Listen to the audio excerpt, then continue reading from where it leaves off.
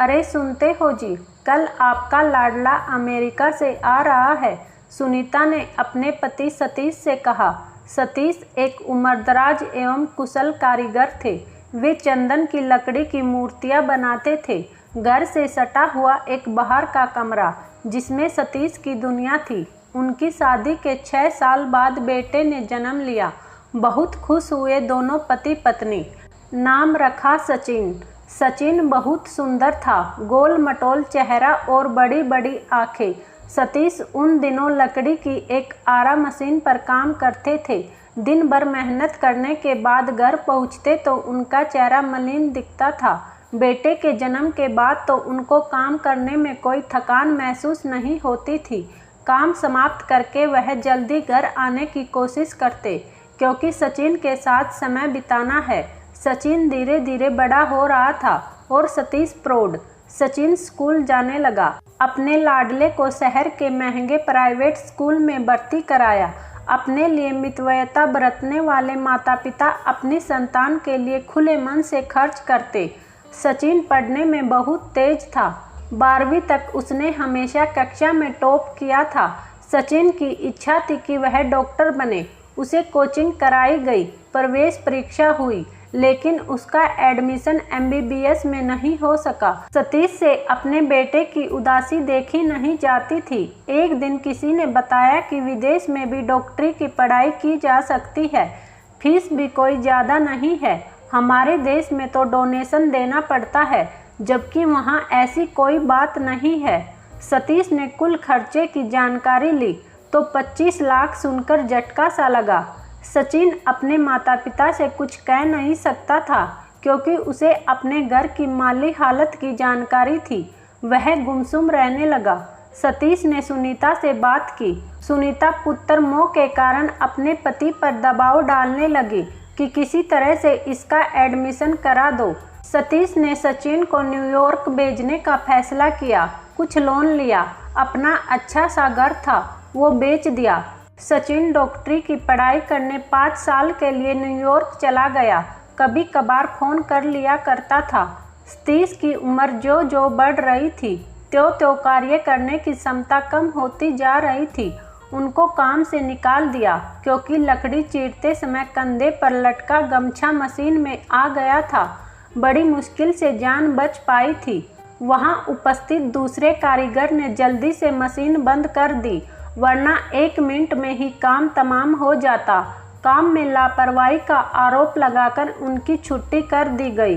कर्ज में दबा इंसान काम के लिए भटक रहा हो तो जीवन बहुत कठिन हो जाता है। वही इस समय सतीश के साथ हो रहा था।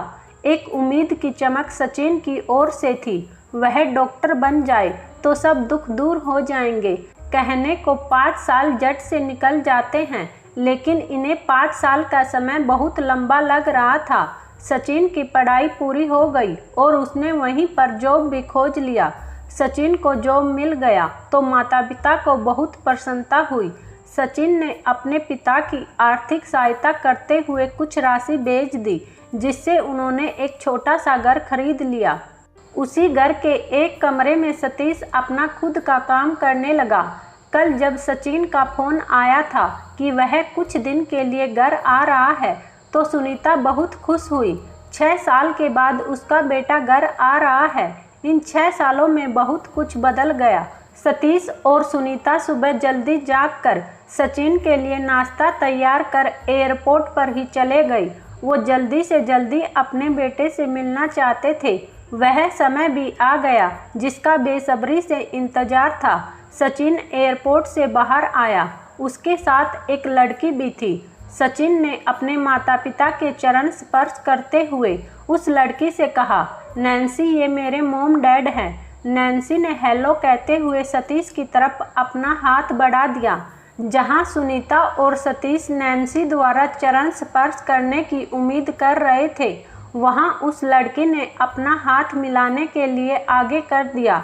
Sachin, Nancy, they are not our friend, what are you doing? Nancy, mom dad से भी हाथ मिलाया जा सकता है। Sachin, no Nancy, sorry, they are your mom dad, not mine. Satish ji कहते हैं, कोई बात नहीं बेटे, ये हमारी सभ्यता संस्कृति को नहीं समझ पाएगी, चलो घर चलते हैं। सचिन, आप दोनों घर चलिए, मैं इसे किसी 5 स्टार होटल में शिफ्ट करके आता हूँ, यह हमारे साथ नहीं रह पाएगी। सतीश, ठीक है। वे दोनों अपने घर चले गए। सचिन नैन्सी को लेकर शहर के सबसे अच्छे होटल में ले गया और लंच भी वहीं लिया। माता पिता सुबह से बिना कुछ खाए पिए अपने बेटे का इंतजार कर रहे थे। दोपहर बाद सचिन घर आया। सुनीता ने उसके लिए उसकी पसंद का खाना बना कर रख दिया था, लेकिन सचिन ने कहा, मॉम मेरा लंच हो गया है, आप लोग लंच कर ले। तो सुनीता के दिल में कुछ चुभन सी महसूस हुई। सतीश की भी भूख खत्म हो गई। सचिन ने मुश्किल से 1 घंटा अपने घर गुजारा होगा। सचिन ने कहा कि जिस हॉस्पिटल में मैं जॉब करता हूँ, यह उस हॉस्पिटल के मालिक की बेटी है, मेरे साथ शादी करना चाहती है। एक बार इंडिया आना चाहती थी, यहाँ से जाने के बाद हम लोग शादी कर लेंगे। सुनीता कहती है, हमने बहुत सपने सजा रखे थे, अपने बेटे का विवाह अपनी पसंद की लड़की से करेंगे, लेकिन तुमने तो अपना फैसला खुद ही ले लिया। सचिन, इस बारे में बाद में बात करेंगे, मैं चलता हूँ, नैन्सी इंतज़ार कर रही होगी, कल टाइम मिल गया तो अवश्य आऊँगा। सचिन के जाने के बाद सुनीता की आंखों से आंसू बहने लगे। इकलौते बेटे को बड़ी उम्मीदों से पाला था, दूसरी कोई संतान नहीं थी, लेकिन बेटा तो पूरी तरह से बदल चुका था। सतीश ने सुनीता को समझाया, बेटे की खुशी में ही हमारी खुशी है, अपनी इच्छाएं उस पर थोप कर कुछ भी हासिल नहीं होने वाला है, उससे हमारा रिश्ता नाम मात्र का रह गया है, उसे अपना जीवन अपने जीवन साथी के साथ बिताना है, माता पिता के साथ नहीं। सुनीता को बेटे का व्यवहार बहुत बुरा लगा, लेकिन वह कर भी क्या सकती थी। सचिन 15 दिन बाद वापस अमेरिका चला गया। अपने घर में कभी भी 2 घंटे से ज़्यादा नहीं रुका था। 15 दिन में भी 8-7 दिन ही आया होगा। वहां जाकर उसने नैन्सी से शादी कर ली। शादी के वीडियो फोटो पिताजी के लिए भेजे, लेकिन उन लोगों ने विशेष ध्यान नहीं दिया। समय गुजरने लगा। सचिन ने धीरे धीरे फ़ोन करना बंद कर दिया। पैसे तो भेजता ही नहीं था। नैन्सी गर्भवती हुई तो एक आया की ज़रूरत पड़ी। सचिन को उस समय माँ की याद आई। सुनीता ने अपने पति को छोड़कर आने से स्पष्ट मना कर दिया। सतीश के चंदन की लकड़ी के आइटम, खिलौने आदि बहुत पसंद किए जाने लगे। उनके पास ताजमहल, वैष्णो देवी, लाल किला आदि ऐतिहासिक स्थानों के मॉडल बनाने के ऑर्डर आने लगे। 2 साल की मेहनत ने सतीश बाबू को आर्थिक रूप से मजबूत बना दिया। अमेरिका से आए एक पर्यटक ने उनके मॉडल देखे, उनकी कलाकारी बहुत पसंद आई। अपने देश के प्रमुख स्थानों के मॉडल बनवाए। जाते समय सतीश जी को अपना मोबाइल नंबर दे गया और उनका नंबर ले गया था। 3 महीने बाद उस पर्यटक ने उनको फ़ोन किया, उनसे यह काम सीखने की इच्छा बताई। अपने प्यार और व्यवहार से सतीश जी का मन मोह लिया। उनको अमेरिका आने का आमंत्रण दिया। सुनीता की सलाह मानकर सतीश ने सहमति दे दी। 10 दिन बाद दोनों को अमेरिका ले गया। एक बड़ा सा हॉल उनको काम करने के लिए दिया। वह सतीश जी को अपना गुरु बना चुका था। बड़ी बारीकी से एक एक बात को सीखने लगा। स्वयं के बेटे से ज़्यादा मान सम्मान एक विदेशी द्वारा दिया जा रहा था। सतीश ने सुनीता से कहा, रिश्ते रक्त के ही हों, यह जरूरी नहीं है, कुछ रिश्ते इससे बढ़कर भी होते हैं। सतीश सचिन को भूल गई। एक दिन सचिन अपनी पत्नी के साथ आया था। उसे नहीं पता था कि उसके पिता यहाँ आ गए हैं। सचिन उनसे बात करने लगा। डेविड ने सतीश से सचिन के बारे में पूछा तो उन्होंने कहा, यह मेरे देश का है, बस इससे ज़्यादा मैं कुछ नहीं जानता। सचिन पिता के मुख से यह बात सुनकर चुपचाप चला गया।